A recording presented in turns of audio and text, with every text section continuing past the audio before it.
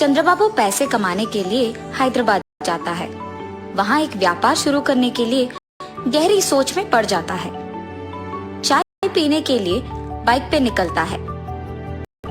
Circle के पास traffic police कुछ लोगों को समझाते रहता है। उसी तरफ जाते हुए चंद्रबाबू को पुलिस पकड़ लेता है। सर क्या हुआ? आपने मुझे क्यों पकड़ा? तुमने हेलमेट नहीं पहना और वो कानून के खिलाफ है, इसीलिए मैंने तुम्हें रोका है। गलती हो गया है सर, इस बार के लिए माफ कर दीजिए। ठीक है, फाइन भर के जाओ। फाइन कितना है सर? 500। उसके बाद चंद्रबाबू चाय पीने के लिए जाता है। चाय पीते हुए उसे एक विचार आता है, वैसे तो मैं यहाँ एक व्यापार शुरू करने के लिए आया हूँ ना, तो क्यों ना मैं एक हेलमेट का दुकान खोलूं। चंद्रबाबू का दुकान तैयार हो जाता है और खुलने के बाद हर रोज बहुत सारे ग्राहक आते हैं।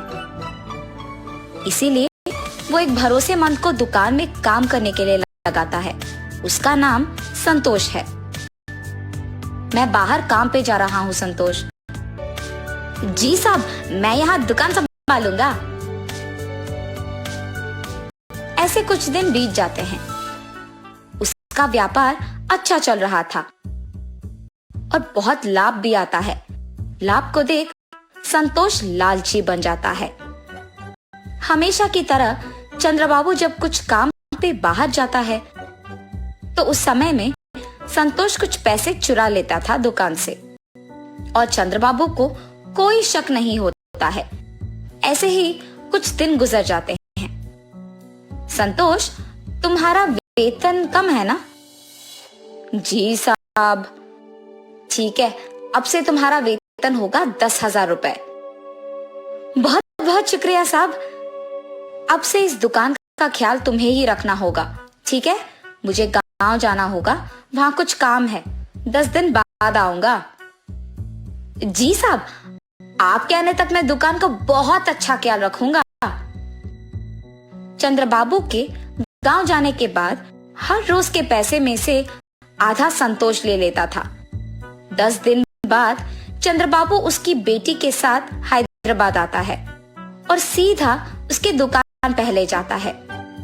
इन 10 दिनों में कितने पैसे आए हैं संतोष?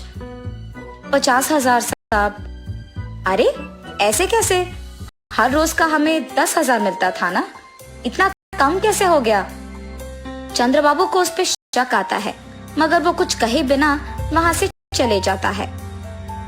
क्या हुआ पापा? कुछ नहीं बेटी, मेरे गांव आने से पहले हमारा दुकान लाभ में चल रहा था, लेकिन इन 10 दिनों में बहुत कम हो गया है। लगता है कि हेलमेट ज्यादा नहीं बिक रहे हैं। पापा, शायद संतोष कुछ पैसे ले रहा है। अरे नहीं नहीं, वो ऐसे नहीं करेगा, बहुत ईमानदार है वो। अच्छा ठीक है पापा, आप आके पहले खाना खा लीजिए। सुबह के समय में दिव्या दुकान को किसी के आने से पहले एक सीसी कैमरा लगवाती है और वहां से चले जाती है।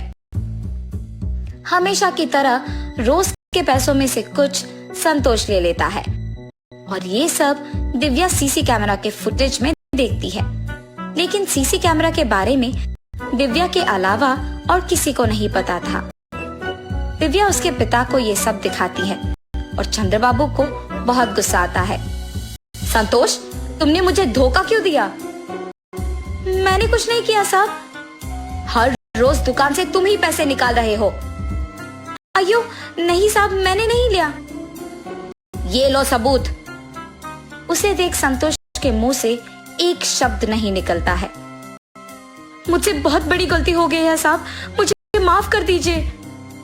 तुम्हारे भरोसे पे मैंने इस दुकान को छोड़कर अपने गांव गया हूँ और तुमने मुझे धोखा दिया। अब तुम्हारा यहाँ कोई जगह नहीं हो सकता है। अगर कोई हम पे भरोसा रखता है तो हमें उनका भरोसा ऐसे नहीं तोड़ना होगा। धोखा देना बुरा है।